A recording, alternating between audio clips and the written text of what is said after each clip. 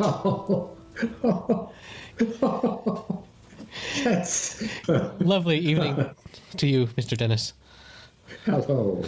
Hello to you. It seems as if the hour is happy. Well, Once yes, again, we are gathered here today.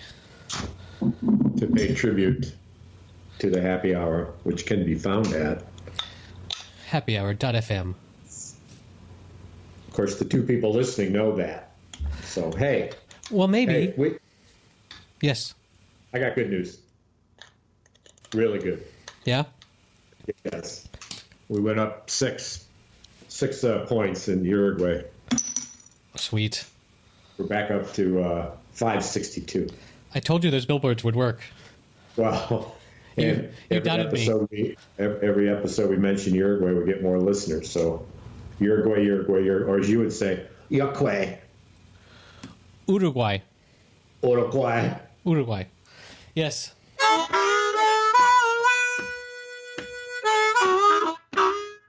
When I was re-listening to our previous discussion about your bat situation, which you told me to not bring up again, I was reminded that recently, within the past 5 months, I had an issue an incident where I had a big spider on the ceiling of my living room, and I was like, oh man, how can I kill that? And then How I thought, big? silver dollar. That's big. Yeah. And so I immediately started thinking about ways in which I could conquer and destroy this beast. And then But you were afraid. well, for sure I was afraid, but And the also spider knew it right away. but also it occurred to me, my scientific mind kicked in, and I was like, well, Wow. this spider's probably killing more critters that I would like to have dead than is bothering me, really. So maybe I shouldn't kill it. So I was like, all right, fine, I'm not going to kill it. And so then I went up and I went to the kitchen to cook a meal or something, and I came back, and the motherfucker was gone. And that is worse than knowing that's worse than knowing that the spider is you read there. your thoughts. Well, what's worse than knowing that the spider is there on the ceiling is knowing that the spider was there and is now somewhere where you can't see it. And also that he heard you thinking that you were going to kill him or her. You'd be luckier if it were him, and it wouldn't be so smart. But if it's a female spider, oh my God, we're in such trouble. So you right? subscribe to the belief of mind reading spiders? Is that what I'm hearing? Erik, get with the times. Where have you been? Yeah, it's like proven for years. You speak of the science of things as if you're some educated person who keeps up with stuff, and yet here it is in front of you. You don't even recognize it as the phenomenon that it's been written up to be. Well, and really, my job title is pretty similar to that of the spider. I'm a web developer. Well, I wish I had a little symbol. So, the fun of the day. I'm just saying. Wait a minute. Say that again, and we can edit the first one out. But go ahead and say it again. Yeah. So, I feel for their kind, but mind reading is not a skill of mine for sure, because I never know what's coming out of your mouth next. Oh, well, that's good. I mean, yeah, it's not exactly a script, is there? Well, actually, that's about what I thought you were going to say. So. Well, then maybe it is a script, and I don't know it. That would be weird. What do you have, a mind script? If you do, we could package it. That would be good. That would make some money, right? Yes. I mean, think about that. You'd be able to ship, and you open this package and you put on earphones and you can read people's minds. It's like either one of those two movies, What Women Really Want, Mel Gibson, or What Men Really Want.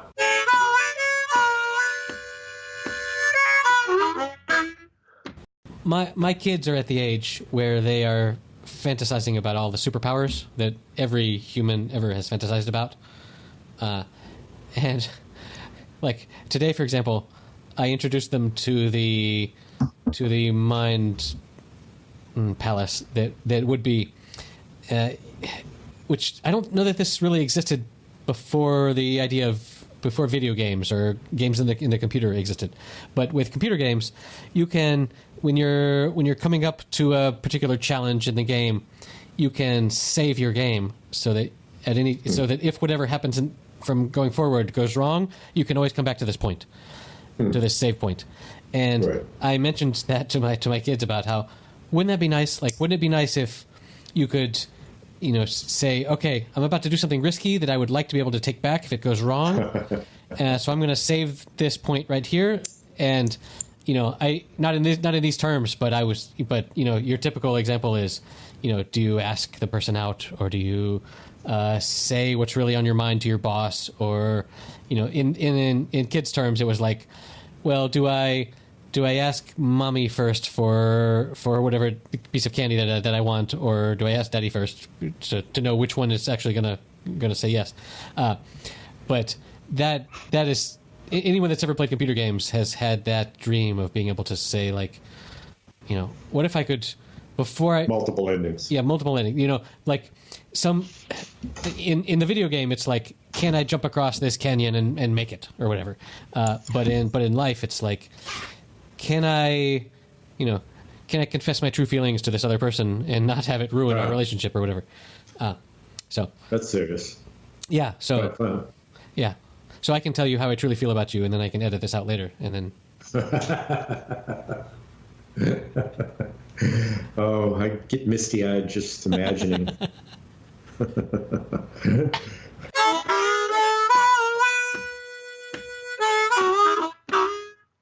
So our house here, the ongoing saga. Do tell. Do tell. And our bathroom down here that doesn't work very well. Well, I discovered why the toilet is sitting on the drainage pipe that takes the debris out of the house, a big 9-inch steel black hunk of metal drainage. And instead of screwed to that and fastened to that, it's just sitting on it. And in fact, perhaps a little loosely. The way you sit on it. So, what's that? The way you sit on the toilet, not fastened but loosely, and then the toilet is loosely sitting on the. Well, I'm gonna have to think about that. I think that's another pun, but I don't. You're gonna have to repeat it or play it back or something. What now? Okay, continue. Okay, now I've lost my spot. Your toilet was loosely sitting, not fastened to your 9-inch steel manly pipe thing. Right. So it's been diagnosed, and now we have a prognosis, and we're moving forward with a plan. But in the meantime, the odor, which my wife has had increasing anger toward, has escalated to the point where now she has on the floor in that bathroom a big jug of bleach. Mm-hmm. Which she applies so liberally around the toilet that when I go in there to piss, my eyes water so bad that I piss all over the floor. So you're pissing out of your eyes as well? Well, I piss. No, don't get complicated. It's just the simple point that you can't see, you can't aim, and a man needs to aim. No, I'm shaking from the pain of the eyes too. Anywho. Sorry. You can link to the video that I took of it. That, to the listener's delight, will not be in the show notes. As we learned, though, in the previous episode, and we are still waiting on the part 3 of the 3-part saga, your painter said that bleach just cures everything. So maybe you're... So maybe your painter, Mike, maybe his name was, also subscribes to the same bleach propaganda that your wife does. Maybe it's him. Maybe they're both doing it. So should we make our listeners wait until the end of the episode to hear about the part 3 of the Erik the Chipmunk saga? Or did you actually ask, as you promised to know what happened to my beloved namesake? No, I didn't. I didn't ask him. I forgot. I'm supposed to ask him what he did with the body. Yeah. That's Hartford, right? Well, All right. Well, you should three more remind me. Three more Give me a little unsubscribers. heads up. Okay. Because he was here until about an hour ago. Would have been perfect time. Okay. Well, anyway. So anyway, I built the front steps for the house. Wait. And, What's the final plan on the toilet issue? oh well, it's being taken out, and I'm going to tear the floor out. And it's going to be properly fastened. Is there leakage? Is that where the smell is emanating? Leakage of odor, of course, not necessarily leakage of any fluid per se. The only fluid I can see from the basement looking up into the floor appears to be bleach. And so if there's anything dripping down, it's bleach. So to test that theory, I moved a bunch of my wife's clothes underneath there so that the floor wouldn't get all wet. Uh-huh. And that confirms that there is liquid leakage, which might correspond to the smell leakage. Smell leakage. Well. Anyway, I'm not sorry. Sure. I'm not sure I even want to think about that, let alone talk about it. I'm looking at the door to the room now and getting a little nauseous as we speak. So change the subject. This is on the list. Okay. The short list. Don't talk about it again. We will come back. We will come back to which is broken every time. Every time. Wait, before it was just one bag. I saw the who was the comedian? Louis C.K. Yeah. It was very funny. It was spot on. The funniest line he said was, "Oh, I hate bats. I hate them." And he said, and I know what some of the people are going to say support bats, and they're really helpful for us. They're responsible for all the French toast in the world. That was the bit that I edited into the show. So. Oh, you did right into the show. Yeah. But yes, but funny. that's some of his best bits are the assumption of what the snooty liberal is going to say is going to respond to his joke. Like, that is the perfect example. Right. However, I also know people that do that too much, where they will say something and they'll be like, "Oh, I know what you're going to say. You're going to say that comedians that say that do this preamble are so stupid or whatever." And you can do that too much. There's a just a right amount that is funny that made Louis C.K. the top comedian in America while his tenure lasted. Right. Until he was exposed, shall we say?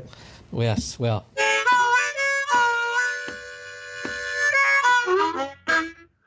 I recently thought about and reconjured the memory. And I'm curious about your position on this topic. Do you remember the TV personality, Mr. Wizard? Oh, yeah. Do you remember him from your youth or from your children's youth? Because he had two runs. My youth.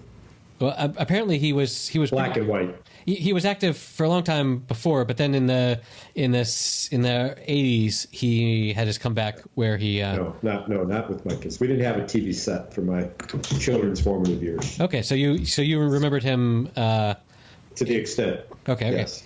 No, but for my youth in the 80s, there was this channel called Nickelodeon, which was right. really the first cable channel aimed at children in the U.S. And he came on and did his science-y stuff. And so it's surprising how often in my adult life a topic will come up and I will think, oh yeah, I learned about that from Mr. Wizard, from whatever show or whatever he did on. So that for you was the beginning, and you eventually went to the School of Science and Technology.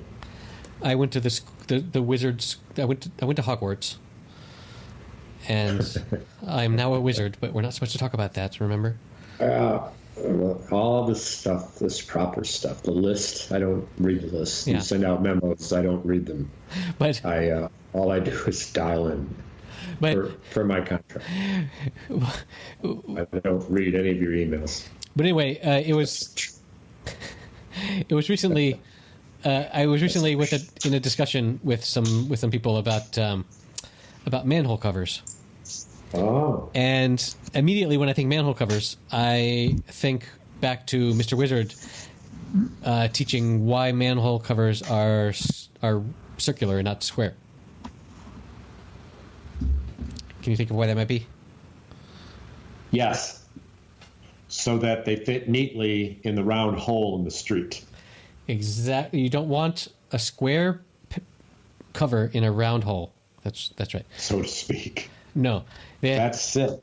The actual answer is that a square cover could potentially fall down a square hole if you turn it diagonally.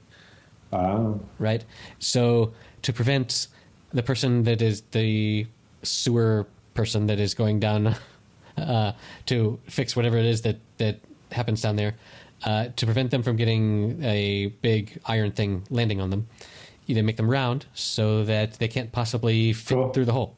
Which, I love that. That's good. Mr. Science. Yes. Dr. Erik van a scientist. That's you. Is that my new name? Yeah. Yeah. You got to be German. So wait, hold on. Here's a question for you. Hold on. I just want to, before we leave this topic, I want to mention that someone brought to my attention a video on YouTube where it's a supercut of every time that Mr. Wizard. First of all, Mr. Wizard, when in my decade, was now it wouldn't fly because he was this old guy where these 12 to 14-year-olds would come over to his garage every day after school to like tinker with stuff. Like now, if you like just that image conjures darkness in our modern. You try to organize that nowadays, you'd be taken in for questions. Exactly. But right. But anyway, there was and he would be playful. He would be like, so Timothy, what do you think if we burned this substance versus burning this substance? What colors would it be or whatever?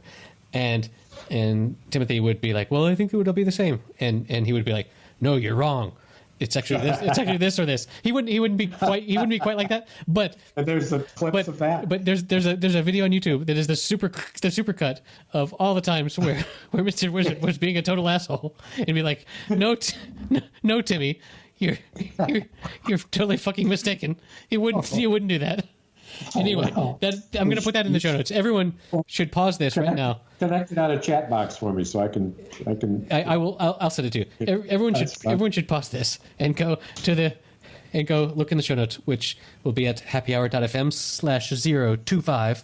So and slow your roll. Let me and anyway, you need to go see this just to enjoy this. Okay, Dennis, you now.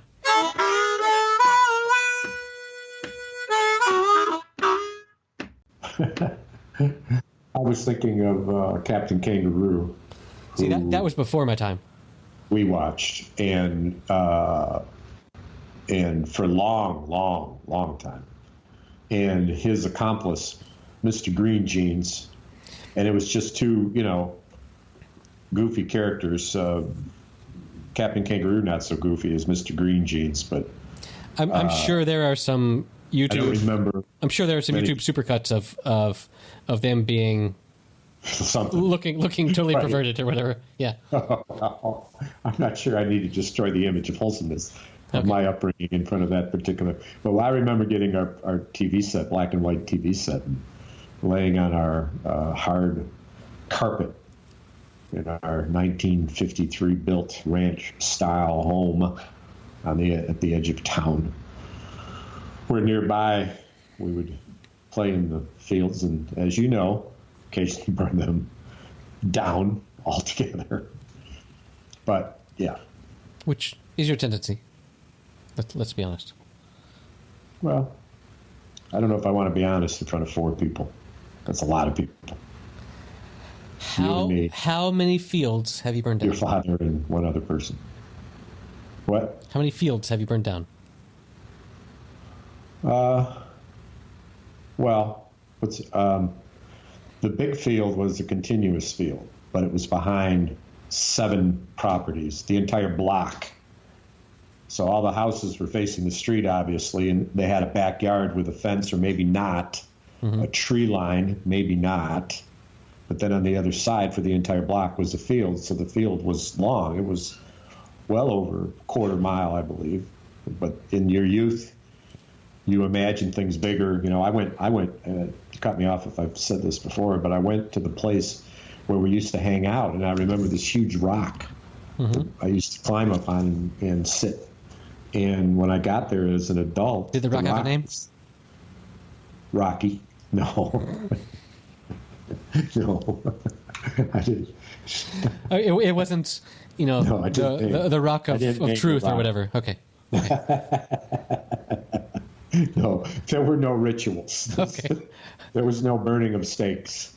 Although I think later on I might have suggested after my reading to put a pig's head on a stake somehow outside the encampment, but that came later. But I will tell you this, that one warning sign as you approach the rock in that area of the woods where the woods ended and the fields began, and when you leaned up against this rock and you looked out into the fields to the right, you saw a quarter mile of hay and straw grass growing that was 600-700 yards wide. So that's a big field. And then to the left of that was our baseball field or football field, depending on the time of year, that we mowed.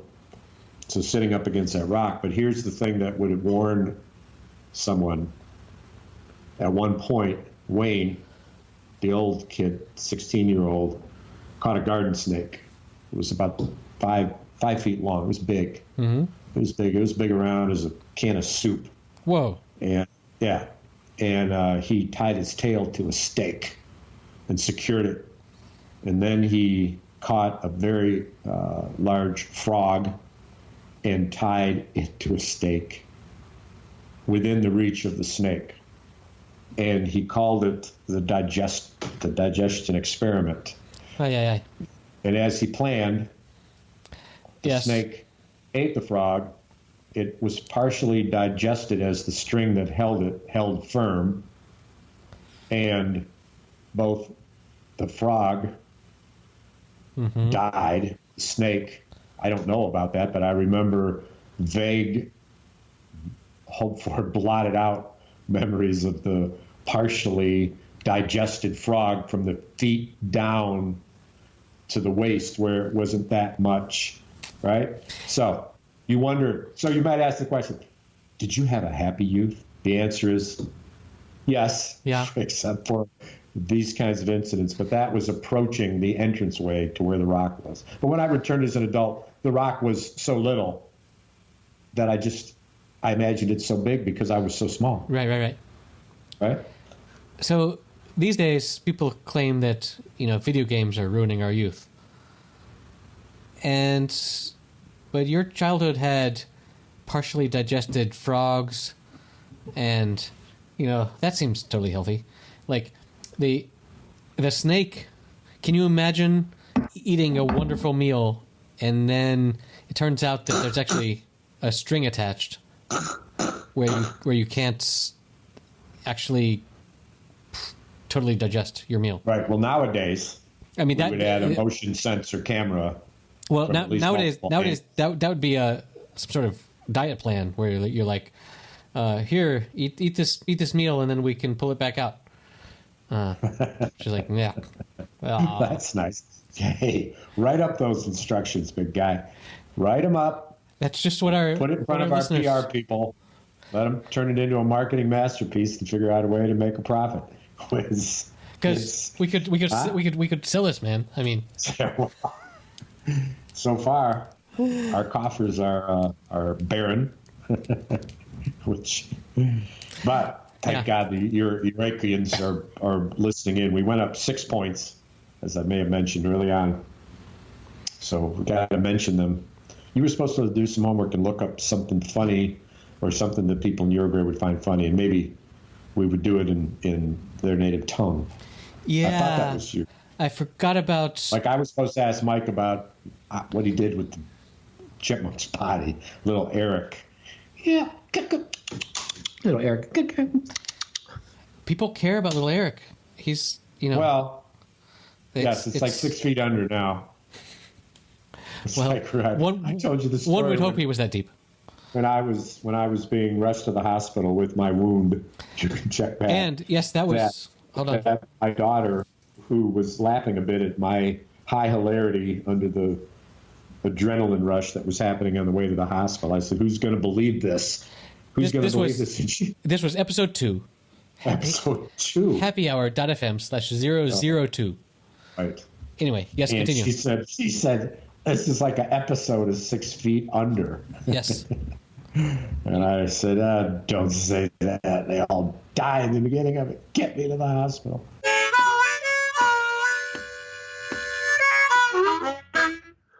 So, how is your arm? How is your wrist?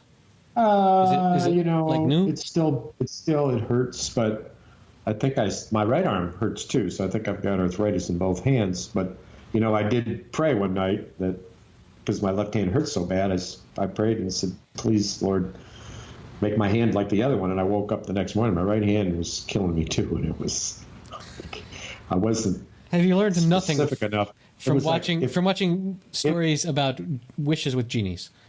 If he's God, or in this case, if she's God, why doesn't she know that I meant it the other way around? Huh? How about a God that's got all the God powers, but isn't all knowing? So God gets it wrong as much as we do, but unlike you and I, it's a little bit more cataclysmic when he makes the mistake. Is it like, did you think about this before you did it? No, I'm like God. I mean, it came to me and I just made it happen. Well, the next thing you know, that's like all the other gods. Like all the Greek gods were totally fallible and right and narcissistic, like a certain president, and just were total self-centered pieces of shit that had these powers that could make things happen, but you had to sort of fawn over them in a way that would please them, such that they would grant you whatever it is that you wanted. So there's that.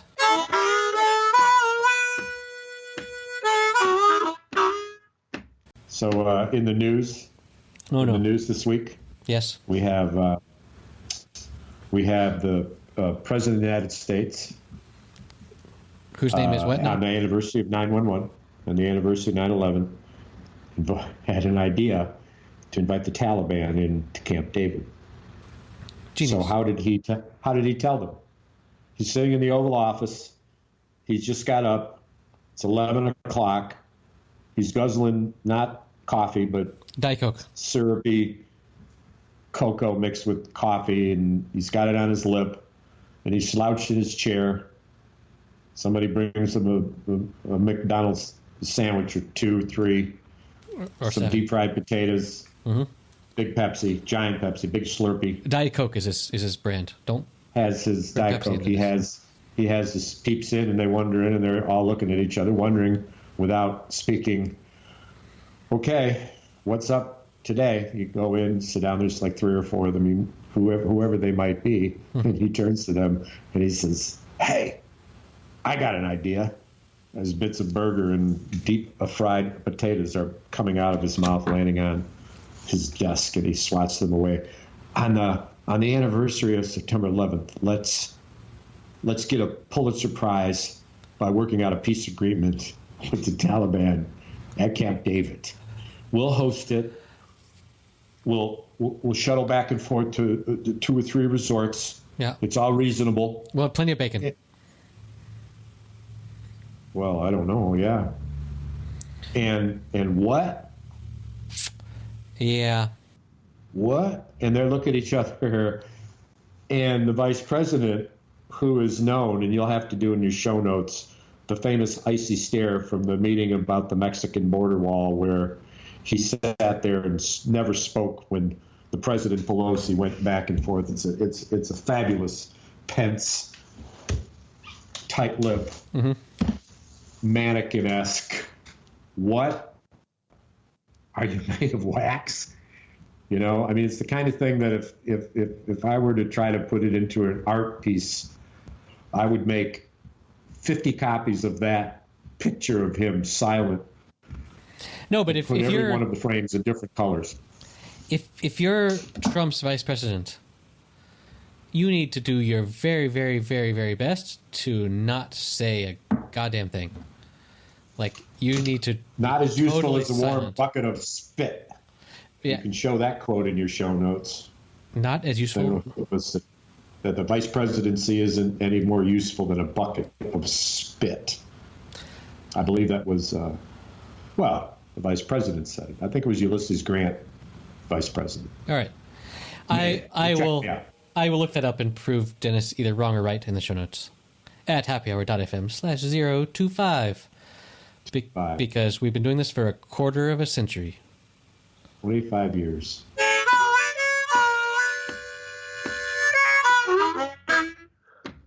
Greetings, podcast listeners.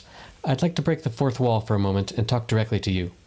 Dennis and I have a lot of fun making this show, but podcasting takes equipment, time, and energy. If we're going to sustain this show for the long term, we need some help from you. Think about it like this. We're giving you roughly 4 hours of content every month. How much is 4 hours of entertainment worth to you? Think about other things that you pay for to be entertained for 4 hours, like 2 movies, or a round of golf, or a weekly yoga class, or maybe a concert. That's the level of support we'd like from you. If you find our discussions entertaining, we'd really appreciate any support you can afford to give. Please, if you can't afford to give money, don't.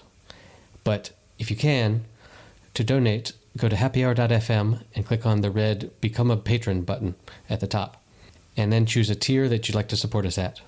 Thank you very, very much. Now, back to the nonsense.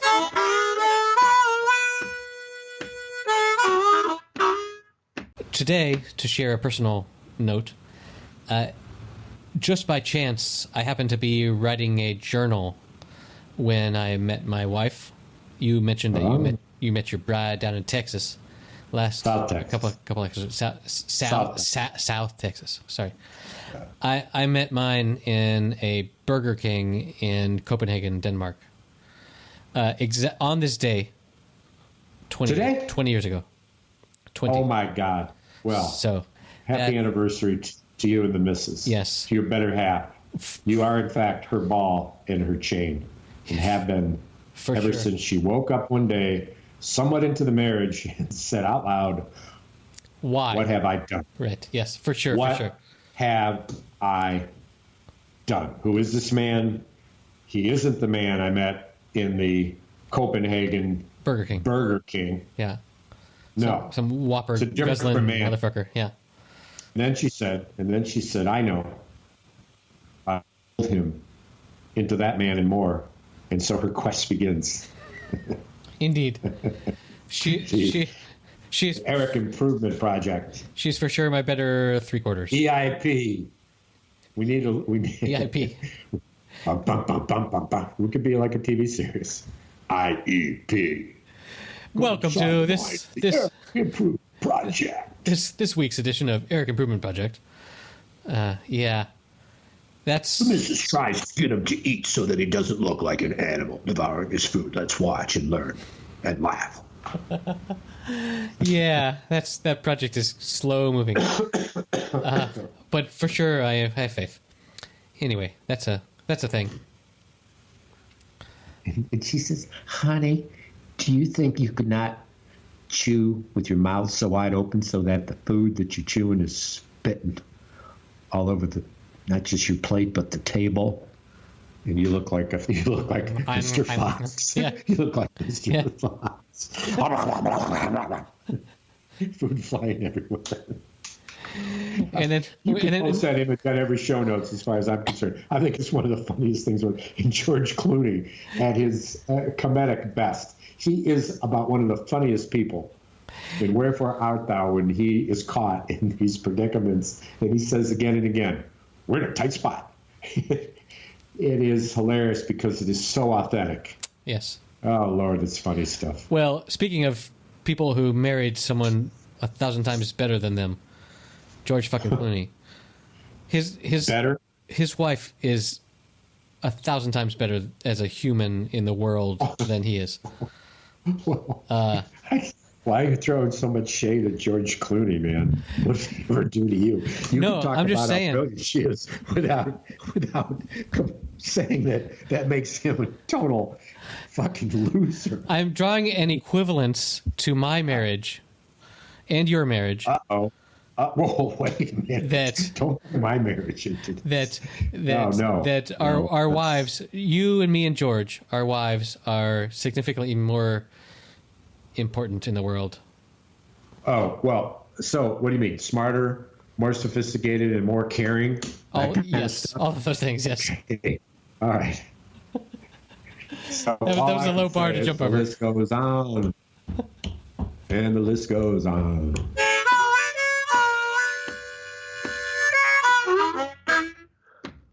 Well, so we had a lively session at Old Dog this past Monday, where did you teach it new tricks?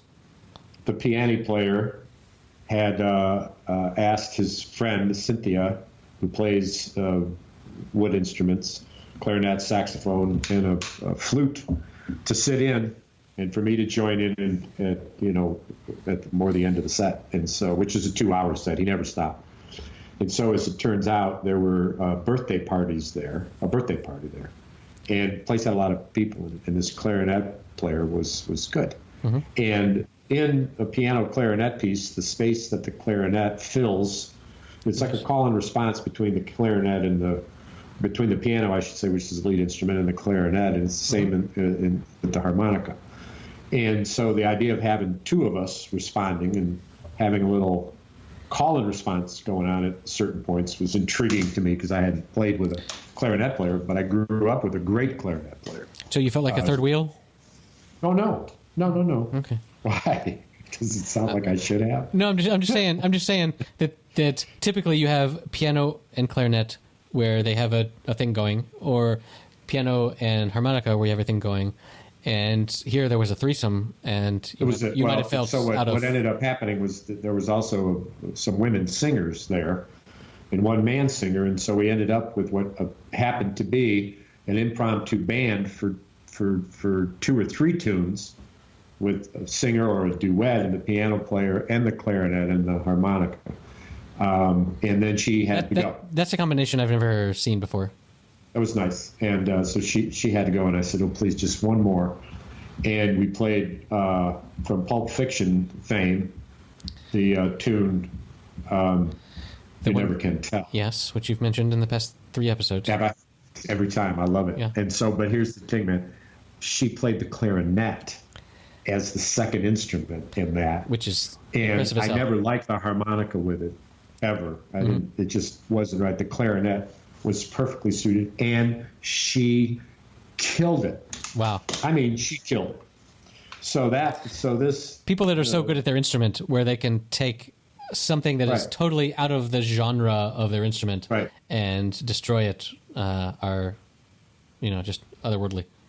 Yeah. Wow. Very, very talented. But the woman whose birthday it was, who is it, Kathy or Cynthia? I can't. All the women weren't named Cynthia, I don't imagine. But probably. She came up and she sang, and it was a nice tune. And there were the little band we had, and then she brought up her friend a song later, and I don't know this woman's name. I'll find out. But it's Cynthia. I think. She absolutely killed it. Wow. She was so good. I mean, like, holy shit, good. Mm-hmm. Just, just so nice. And so we knew, and then she had to go, so she left. So there was now just me, Tom, and the singers, whoever. We knew that the key to the evening was to bring her up as much as possible. Right. So we started doing tunes that he and I had done, where I sang that she sang, and it was so much fun. And then at the end, they came and sang a duet of "Take Me to Montgomery," "Fly Me to Montgomery." Angel of Montgomery. Angel of Montgomery. And so in that one of my favorite songs. I had a woman that I played with for some time who sang that very, very well. And so I did the harmony and the harp to it. So when they picked it, and I hadn't played it in a long time, but I had the harp for it over the course of 8, 10 times playing it with this particular singer, and it was the last tune that we did, and it was just wonderful. These women were so on top of it, and they were flowing with the music and the piano and the harp, and people were listening and appreciative, and it was just pretty. And Tom Dunfield said afterwards, he said, "Oh my God," he said, "this was just totally organic, totally organic." And I thought, good for you. Yes, it was. Yes, it was. Well, next time we're together and I can play and sing Angel from Montgomery, chip in, you know? Okay. Give me a little... We're ready. I think we have before. If you want to call me Cynthia, you can. No, we've already done that. I believe you got mad and walked away. Well, yeah, that's how Cynthia recalls it as well.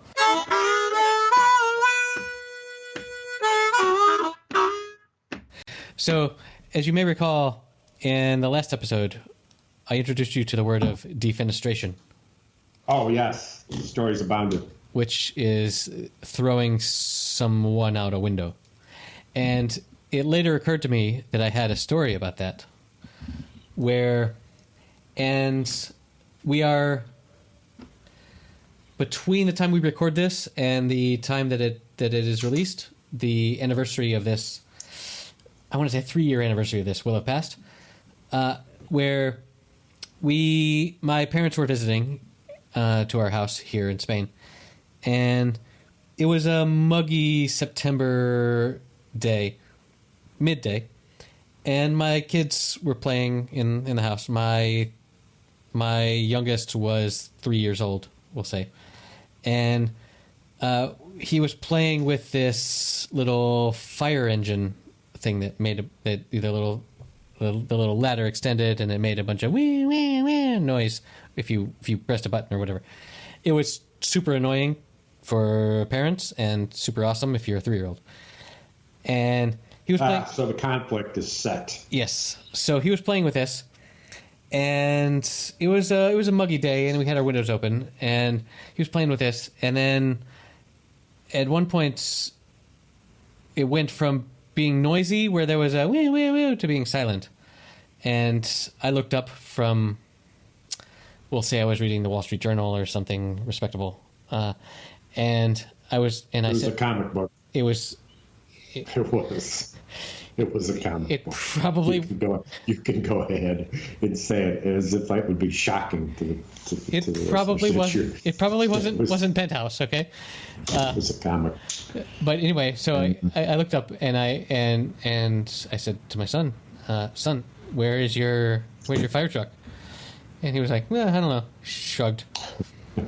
And then I saw the open window, and I went and I looked at the open window, and we live on what in American would be the 7th floor. Here we call it the 6th floor because the ground floor is 0. And I looked down, and down, very far down, I saw the shattered fire truck. Because he threw it? Because he threw it. Or the wind caught it? Or he defenestrated the fucking fire truck. And not only that, but right below our windows, there's a line of cars that park there. And there was a huge dent on the car directly below our window. Oh, no. And it was a muggy, humid day, and it was sort of half raining. So I immediately went and got a piece of paper and wrote a message to put on the car saying, "Hey, sorry about fucking up your car. My 3-year-old son..." Did you swear in the note like that? I was like, "Hey, you should have. Yeah. You should have. Hey, assholes." You should have. Hey, assholes who parked their car in the way of my son's wrath. Yes. Defenestration. Defenestrationable radius. Defenestrated. Yes. So I wrote this message saying, "Hey, sorry about this. Here's my phone number. Please give me a call. We can sort this out or whatever."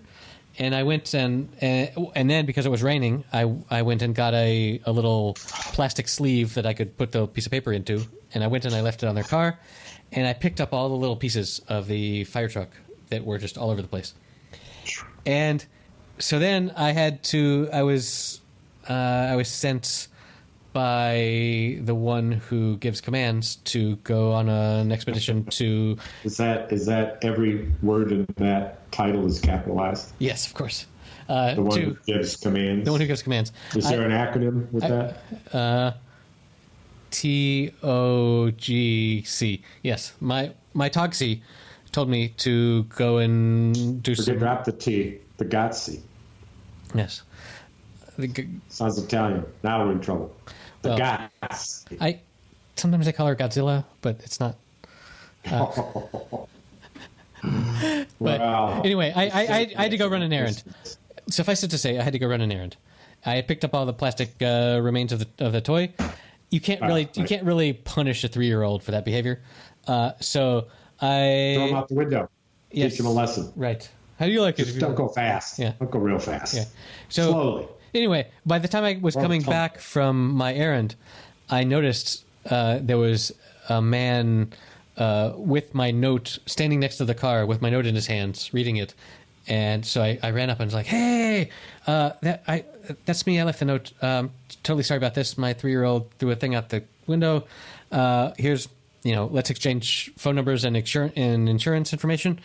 And over the course of fucking 8 months, maybe my home insurance paid for his car to be repaired or something, but he was disturbingly okay with all of it.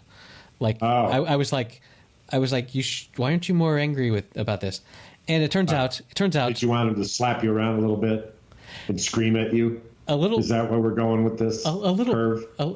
A little bit of abuse would have been nice, but but no. It turns out. My point's made. It turns out, like 7 months later, I see him and his wife pushing a little stroller around with a little baby in it, and it was their nesting, parenting. We're gonna be good to our kids instincts that I think alleviated a lot of my my problem. But so that's the story of the defenestrated fire engine, as I call it. Yes, well.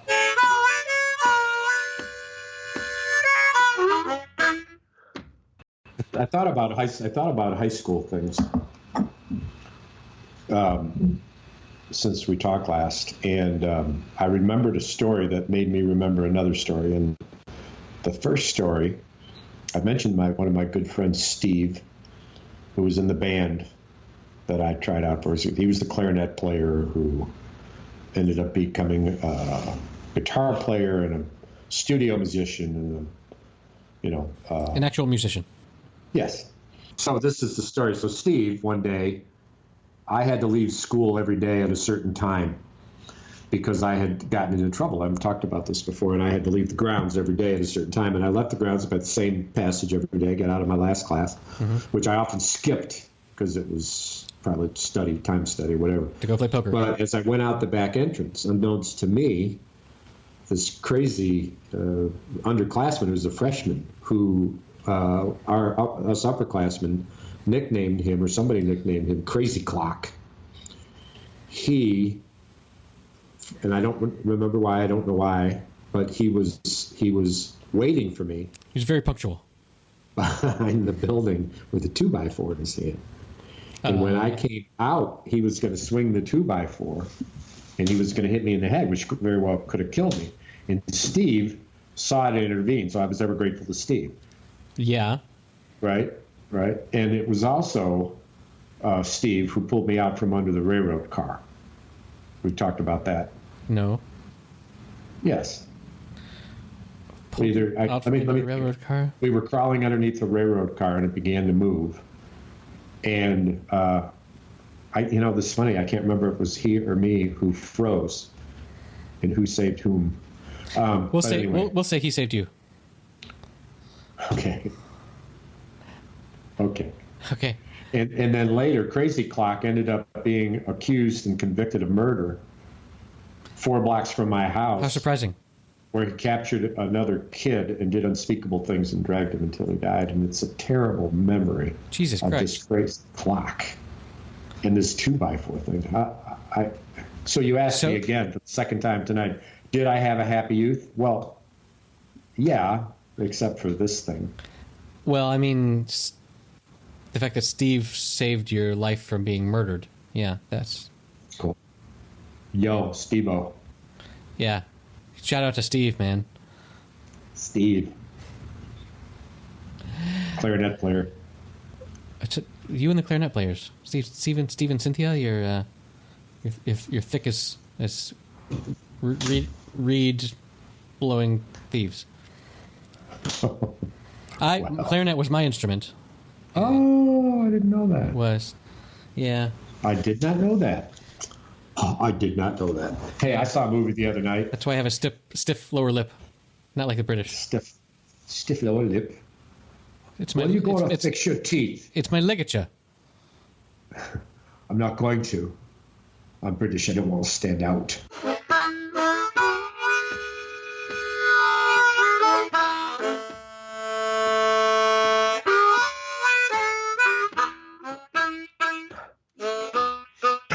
We've just here in Spain. We've just started up our scholastic year, and my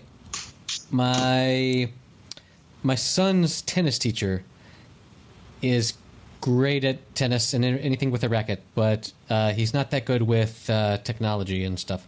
So we have this chat group.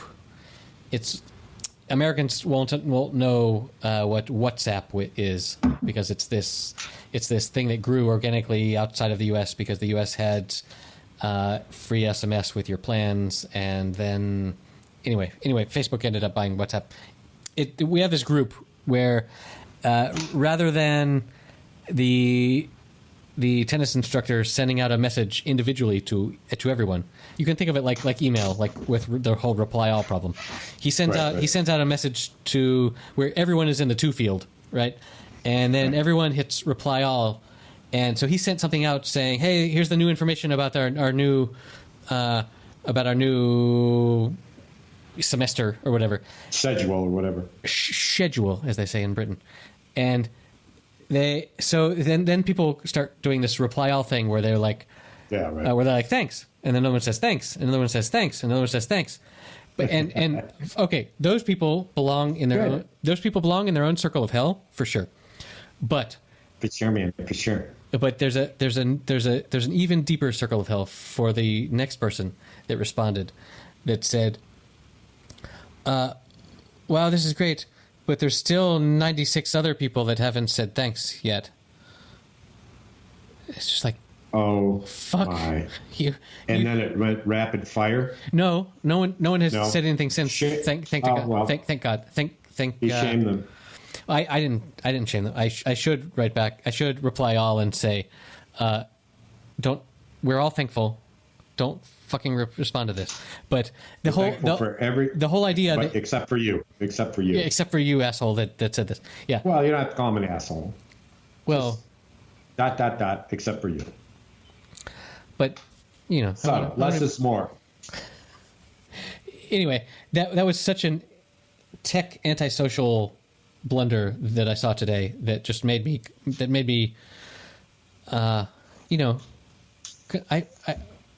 so far I haven't murdered anyone, but there's that's good. But I have a whiteboard where I'm keeping the list of names. So I've got a telephone number I want to give our listeners and whoever's listening. It comes up on your screen. I want you to call, and I want you to ask for an intervention for our friend Erik, who's melting down in front of us. Is it a 900 number? He needs help. Needs your help now. Here's the number: 1116. 1116. You know the significance of that number? Well, it's 116. It's also 1116. No. No significance. If you've enjoyed what you just heard, you can support us by telling a friend or sharing us on social media. Monthly donations to help us pay for hosting and editing can be provided at patreon.com/happyhour. That's all one word, happy hour. All our episodes, including show notes for each episode, are available on our website, happyhour.fm. You can tweet at us at happyhour.fm, that's with a dot spelled out, happyhour.dotfm, or we can receive email at the same name, happyhourdotfm@gmail.com. It would also be great if you could give us a positive rating on iTunes or wherever you get your podcasts. That really helps other people find us. See you next week.